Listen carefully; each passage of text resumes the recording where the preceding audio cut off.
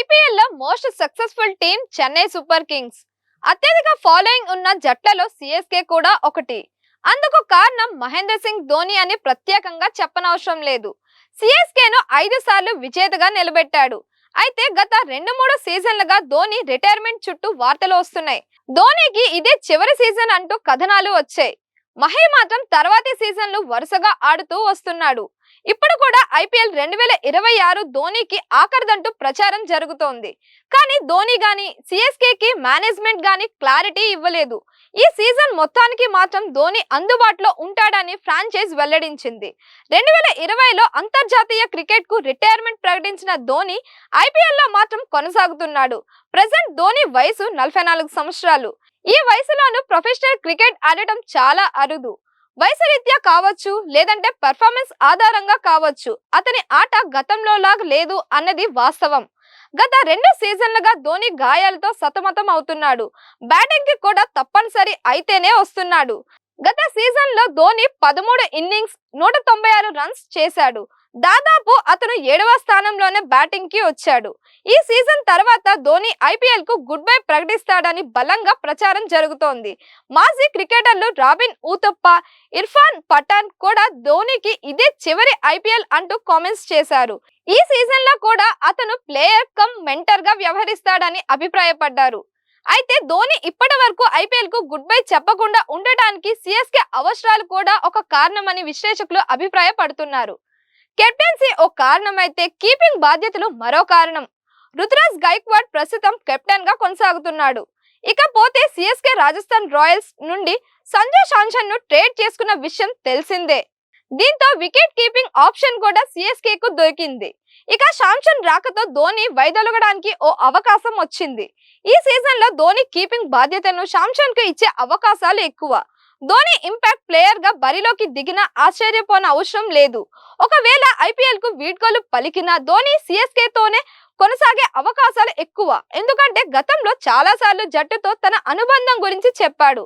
Mentor లేదా head coach గా CSK కు పనిచేసే అవకాశాలు ఎక్కువగా ఉన్నాయని క్రీడా విశ్లేషకులు అభిప్రాయపడుతున్నారు. కాగా ఐపీఎల్ లో చెన్నై సూపర్ కింగ్స్ కు ఉన్న క్రేజ్ గురించి ప్రత్యేకంగా చెప్పనక్కర్లేదు.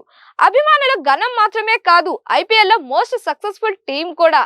అత్యధికంగా 5 సార్లు విజేతగా నిలిచింది. అలాగే ఆ జట్టు ప్రతి సీజన్ కు పరివర్తన చెందుతూనే వస్తుంది. 2018 సిసి డాడీస్ ఆర్మీ అని పిలిచేవారు. అప్పటి వరకు ఆ జట్టులో సీనియర్ల సంఖ్య ఎక్కువగా ఉండేది. ఆ తర్వాత నుంచి ఫ్రాంచైజ్ యువ క్రికెటర్లకు పెద్దపీట వేస్తూ వచ్చింది. ఇప్పుడు సిఎస్కే పూర్తిగా కుర్రాళ్లతో నిండిపోయింది. ఆటగాళ్ల సగటు వయసు కూడా 27 సంవత్సరాలే. మరి ఈసారి చెన్నై సూపర్ కింగ్స్ ను ఛాంపియన్ గా నిలబెడతారా అంటే మేబీ ఛాన్సెస్ ఉండవచ్చు. 2023లో 5వసారి టైటిల్ ఎగరవేసుకుపోయిన చెన్నై సూపర్ కింగ్స్ 2024లో ప్లే ఆఫ్స్ కు చేరుకోలేదు. ఇక గత ఏడాది చెత్త ప్రదర్శన మూటగట్టుకొని 10వ స్థానంలో నిలిచింది. 14 మ్యాచ్ల్లో కేవలం 4 మాత్రమే గెలిచింది. ఐపీఎల్ 2026 వేలంలో ప్రక్షాళన చేయాలని భావించిన సిఎస్కే సంచలన నిర్ణయాలు తీసుకుంది. ఆ జట్టు సీనియర్ ఆల్రౌండర్ రవీంద్ర జడేజా పైన వేటు వేసింది. మరో ప్లేయర్ సామ్ కర్నన్ ను కూడా తప్పించింది. ఇద్దరిని రాజస్థాన్ రాయల్స్ కు ట్రేడ్ చేసింది.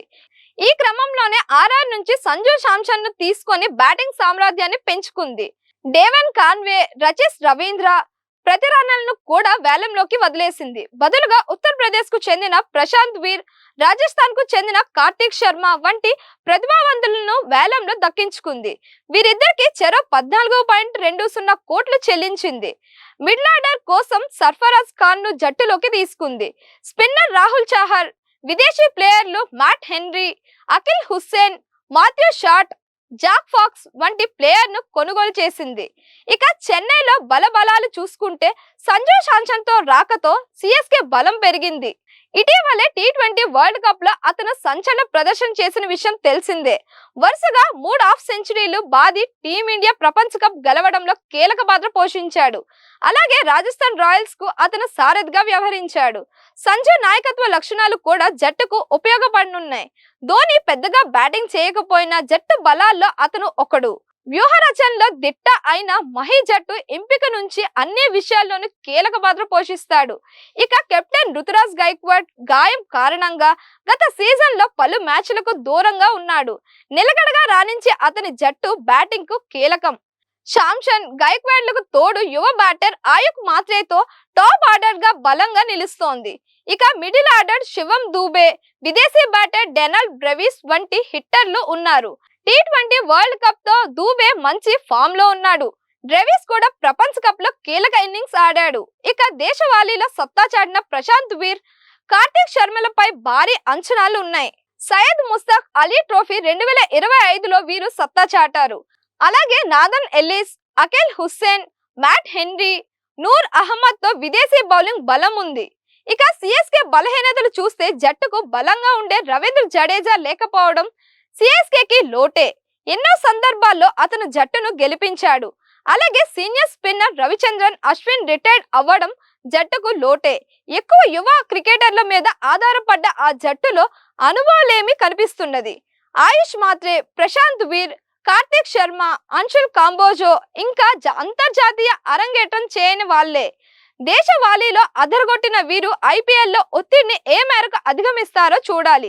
అయితే బౌలింగ్ బలం కాస్త వీక్ గా ఉన్నదని క్రీడా విశ్లేషకులు భావిస్తున్నారు. స్పిన్నర్ నూర్ అహ్మద్ టీ20 వరల్డ్ కప్ లో పెద్దగా ప్రభావం చూపించలేదు. టీ20 వరల్డ్ కప్ లో నాదన్ ఎల్లిస్ తేలిపోయాడు. అందుకే అతనికి ఆసీస్ ఎక్కువ ఛాన్స్లు ఇవ్వలేదు. 4 మ్యాచ్ల్లో 5 వికెట్లు తీశాడు. ఆఫ్ఘన్ స్పిన్నర్ నూర్ అహ్మద్ కూడా నిరాశపరిచాడు. ఆడిన 2 మ్యాచ్ల్లో ఒక్క వికెట్ కూడా తీయలేదు. అయితే మ్యాట్ హెన్రీ మాత్రం ఫామ్ లో ఉన్నాడు. 8 మ్యాచ్ల్లో 10 వికెట్లతో రాణించాడు. అహ్మద్, అంశుల్ కాంబోజ్, రాహుల్ చాహర్ వంటి భారత బౌలర్లు ఏ మేరకు రాణిస్తారో చూడాలి. మొత్తంగా ఐపీఎల్ 2026 సీజన్ కి ధోనీకి చివరి సీజన్ అని విశ్లేషకులు భావిస్తున్నారు.